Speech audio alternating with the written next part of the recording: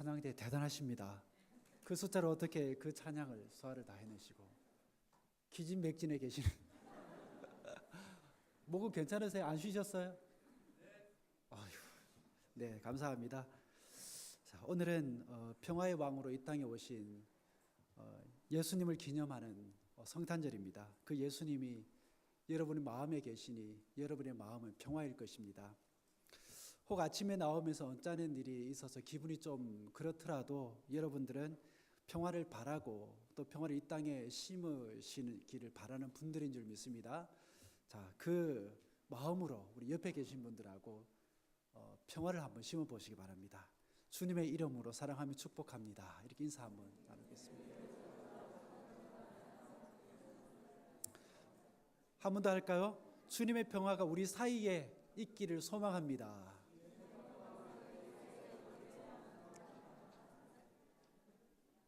네. 김종삼이라는 시인이 평화를 생각하며 평화롭게라는 시를 썼습니다.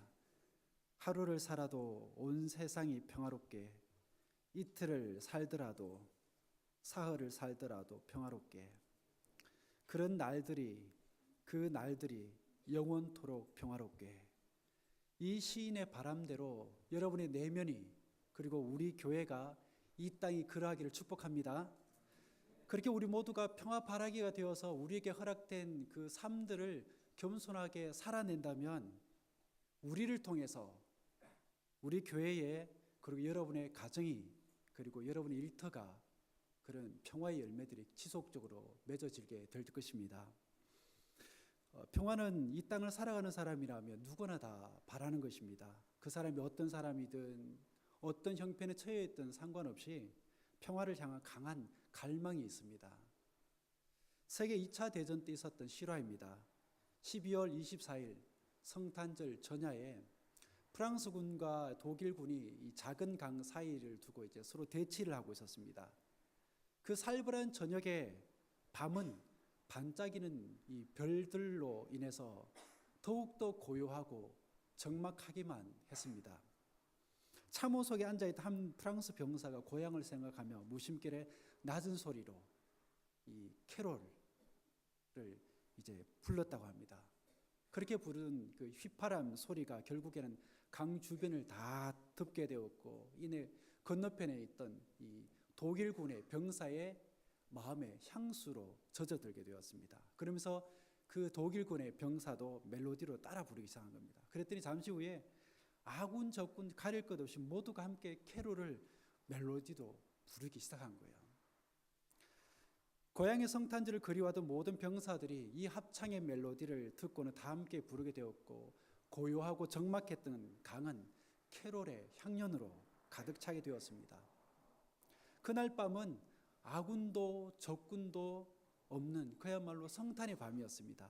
모두가 서로를 향해서 피를 흘려야 되는 그런 병사의 이 모습은 사라지고 오직 성탄을 축하하고 또 모두의 마음 가운데 평화를 기원하는 마음에서 정말 애절한 그런 어린아이의 마음만이 그들 마음 가운데 남아있을 뿐이었습니다. 평화는 그야말로 우리 영혼의 이 고향과도 같습니다.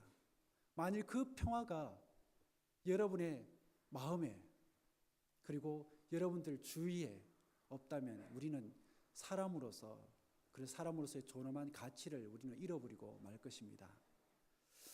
여러분 한번 생각을 해보시죠. 여러분들 출근해서 전쟁터와 같은 하루를 살았다라고 생각을 해보면 집에 돌아오면서 여러분들 마음에 간절한 마음, 어떤 간절한 마음이 들까요? 그야말로 정말 평화롭게 쉬고 싶은 마음, 그 마음 하는 마음밖에는 들지 않을 겁니다. 친하게 지내던 사람과 심하게 다투고 나서 시간이 조금 지나고 나면 어떤 생각이 드십니까? 좀 더 화끈하게 싸우지 못한 것에 대해서 아쉬운 마음이 드십니까? 아니면 잘 지내면 좋을 텐데 평화롭게 살면 얼마나 좋을까?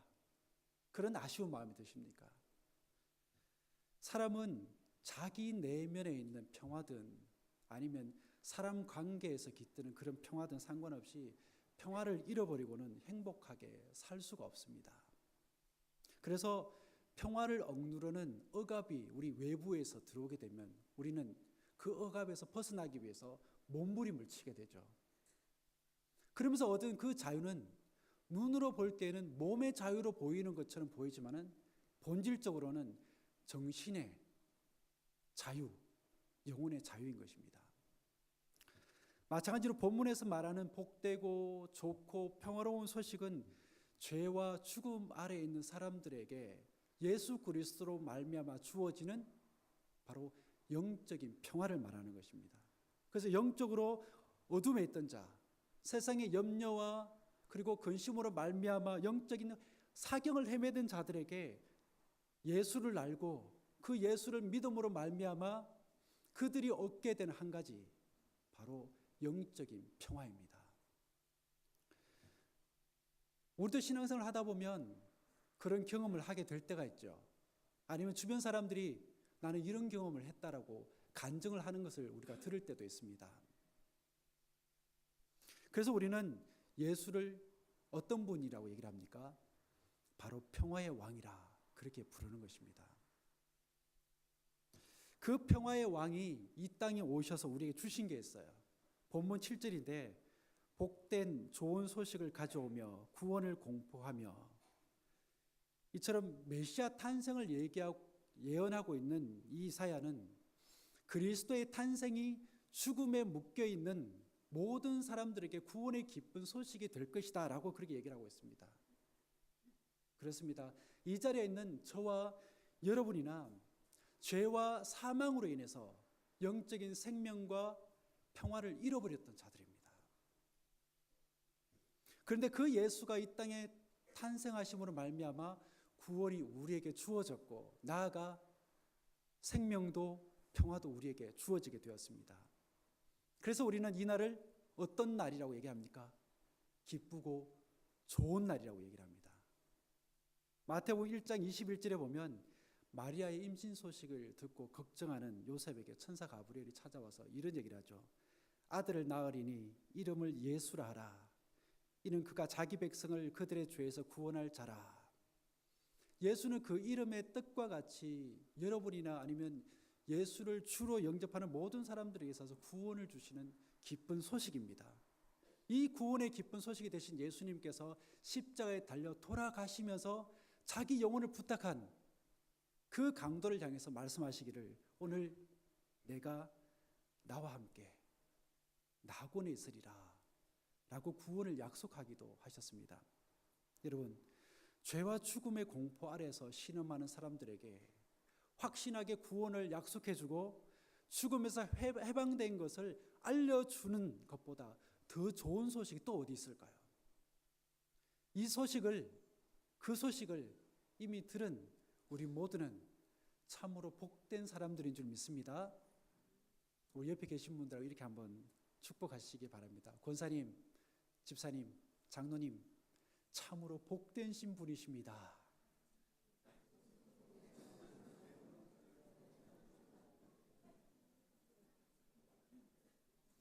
여러분들은 정말로 복되신 분들입니다. 파수꾼이 전하는 소리는 회복의 소식이기도 합니다. 본문 10절에 보면 여호와께서 열방의 목전에서 그의 거룩한 팔을 나타내셨으므로 땅끝까지도 모두 우리 하나님의 구원을 보았도다 라고 했습니다. 이스라엘 백성들은 그들이 지은 죄로 말미암아 이 선민의 자존심이었던 예루살렘이 멸망하고 그리고 이방인의 포로로 잡혀갔던 그 시절을 가장 치욕적인 시절, 가장 불행한 시절로 그렇게 생각을 하고 있습니다. 이런 관점에서 시편 137편을 읽어보면 그들이 바벨론에서 포로가 되었던 삶이 얼마나 고달프고 얼마나 애환이 컸는지를 조금이나마 우리는 알 수가 있습니다. 1절에 보니 우리가 바벨론의 여러 강변 거기 앉아서 시온을 기억하며 울었도다. 7절에서는 여호와여 예루살렘이 멸망하던 날을 기억하시고 에돔 자손을 치소서라고 합니다. 그만큼 그들은 하나님이 선택한 이스라엘이 멸망하고 하나님이 거하시는 예루살렘이 멸망한 것을 그들은 도저히 받아들일 수가 없는 거예요. 그들의 그런 무너졌던 마음을 회복시켜 주시고 그들에게 소망을 주신 존재가 누구입니까? 누구예요? 하나님이시죠. 하나님께서는 그들로 하여금 포로된 자리에서 해방시켜 주셨고 그들로 하여금 예루살렘으로 돌아갈 수 있도록 은혜를 베풀어 주셨습니다. 이 감격스러운 상황을 시편 126편은 이렇게 표현합니다. 여호와께서 시온의 포로를 돌려보내실 때에 우리가 꿈꾸는 것 같았도다. 그때 우리 입에는 웃음이 가득하고 우리 혀에는 찬양이 있었도다. 얼마나 좋았으며 꿈꾸는 것 같았도다 얘기하고 너무나 기쁘고 너무나 즐거워서 하나님을 향해서 그렇게 찬양을 그렇게 했을까요? 이와 같이 하나님께서는 저와 여러분을 회복시켜 주실 줄 믿습니다.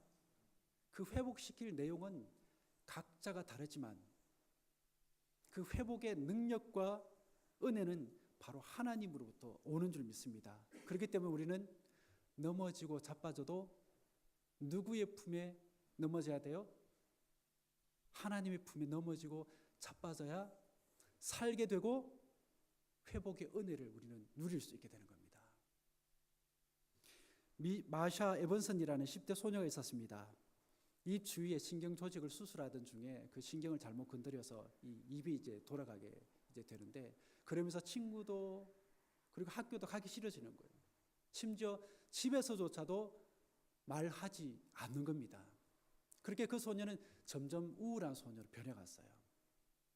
12살 되던 해에 생일이었습니다. 이 소녀 앞으로 아름다운 치자꽃이 배달이 됩니다. 누가 보냈다라는 이름도 없이 이런 글귀만 쓰여진 편지가 오는 거예요. 마샤, 내가 너를 사랑한다. 치자꽃을 보던 마샤가 몇 달 만에 이제 입을 엽니다. 엄마, 누가 이 꽃을 보냈을까? 글쎄 누굴까? 너를 좋아하는 남학생이 아닐까? 누가 나 같은 걸 좋아하겠어? 아니야, 너를 좋아하는 사람이 있을 거야. 그럴까? 그 다음 해에도 치자꽃이 배달됩니다. 해마다 어김없이 그 아름다운 치자꽃이 배달이 됩니다. 그러면서 이 소녀가 점점 밝아지면서 좋은 남자를 만나서 결혼도 하게 돼요. 그러나 이 마샤의 어머니가 돌아가신 후에 더 이상 꽃은 배달되지 않았습니다. 마샤는 이 치자꽃이 바로 엄마가 보내준 꽃임을 알게 된 것이죠. 여러분, 이 마샤의 인생이 바뀌게 된 게 꽃입니까? 아니면 그 무엇입니까?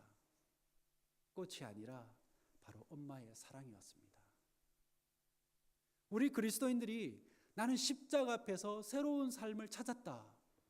나는 인생의 즐거움과 행복을 회복했다라고 말을 하지만 그러나 엄밀하게 말씀을 하자면 십자가라는 나무 때문에 우리가 변화를 받은 게 아니고 그 십자가에 나타난 누구의 사랑 때문에요? 바로 하나님의 사랑 때문에 우리는 변화받았고 회복을 경험하게 되었던 것입니다.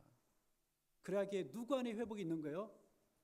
바로 하나님 안에 회복이 있는 겁니다. 로마서 1장 28절에 보면 그들이 마음에 하나님 두기를 싫어하며 하나님께서 그들을 그 상실한 마음대로 내버려 두사 합당하지 못한 일을 하게 하셨으니라고 했습니다. 하나님을 떠난 사람, 하나님을 그 마음에 두기를 싫어하는 사람은 결국에는 자기만 손해라는 거예요. 자기만. 하나님과 상관없이 살기로 결단하고 그렇게 살아가는 사람을 향해서 하나님께서도 나는 너에게 상관하지 않겠어. 나는 너의 삶에 간섭하지 않겠어. 이렇게 말씀하시는 겁니다. 예수님께서 그라사인의 땅으로 지나가시다가 군대에 귀신 들린 사람을 만나게 되죠. 그 사람은 옷을 입지도 않았습니다. 집에 살지도 않았어요. 들짐승처럼 무덤을 왕래하는 미친 사람의 삶을 살아가고 있었습니다. 여러분, 이 사람의 모습을 바라보면서 여러분들이 알아야 할 게 하나 있습니다. 그게 무엇이냐면 바로 하나님을 떠난 사람의 모습이 바로 이런 모습이겠구나 하는 겁니다. 그 사람은 옷을 홀라당 벗었지만 부끄러움을 몰랐습니다. 자기 몸이 만신창이가 된 것도 온몸에 상처가 나고 찢겨져도 아픈 줄 몰랐어요. 가정이 무너져 가는데도 일이 얼마나 불행한 일이고 일이 얼마나 안타까운 일인지도 몰랐습니다. 그뿐만 아니라 죽음이 그득한 무덤을 막 왔다 갔다 하면서도 정상인이 들으면 정말 소름 끼칠 만한 괴성을 질러대는데도 자기가 하는 행동이 어떤 행동인지를 몰랐습니다. 그러던 그가 누구를 만남으로 제정신을 되찾게 되죠? 예수님입니다. 미쳐 날뛰던 사람이 누구를 만남으로 정상인으로 돌아옵니까? 바로 예수님이에요. 생명을 잃어가던 사람이 누구를 만남으로 다시 살게 됩니까? 바로 예수님이에요. 이처럼 이사야를 통해 우리가 전해드린 좋은 소식은 그리스도 안에 바로 생명과 회복이 있다는 겁니다. 이 예수가 내 안에 그리고 여러분 안에 있다는 그 자체가 얼마나 놀라운 복인지 모릅니다. 그래서 여러분들은 어떤 인생이냐? 수지 맞은 인생들이라는 겁니다. 세상의 권세 잡은 존재는 활발하게 생동하고 열매를 맺는 생명일지라도 메마르게 하고 썩게 하지만 예수는 생명을 잃어가는 것들이라도 다시 살리는 능력이 있습니다. 그 예수님께 그런 능력과 은혜가 있기에 성경은 우리들에게 뭐라고 얘기하냐? 예수 그리스도 안에 회복의 능력이 있고 삶의 희망이 있다라고 얘기를 합니다. 그뿐 아닙니다. 이 예수님은 여러분의 개인의 종말에까지도 철저하게 관여를 하고 계십니다.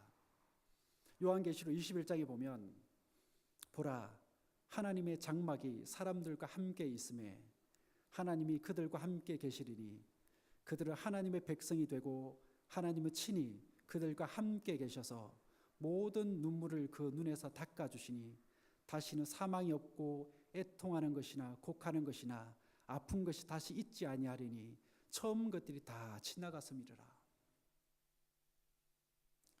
이와 같이 완성된 회복, 누구나 다가 바라는 모습은 오직 누구 안에서만 가능하다고요? 바로 우리가 지금까지 찬양했던 그 이름, 바로 오직 예수 그리스도 안에만 가능한 줄 믿습니다. 바로 이런 축복이 여러분들이 호흡이 끝나는 그 순간까지 저와 여러분들 안에 있기를 간절히 축복합니다. 기도하겠습니다. 주님, 참으로 감사드립니다. 우리가 주님을 몰랐더라면 어떻게 되었을까? 우리가 주님을 믿지 않았더라면 어떻게 되었을까? 우리가 주님을 예배하지 않고 있다면 어떻게 되었을까 하는 생각들이 밀려옵니다. 이 땅에 복된 소식으로 오신 주님이 우리에게 진정한 평화를 주셨고 삶의 절규와 절망 속에서 회복의 은혜를 경험하게 하셨습니다. 그 경험들을 통하여 참 소망이시고 참 생명이신 주님을 더욱더 바랄 수 있는 우리가 되게 하셨으니 이 또한 주님의 은혜요 감사입니다. 그 예수님을 사랑하며 예수 그리스도 이름으로 기도드립니다. 아멘.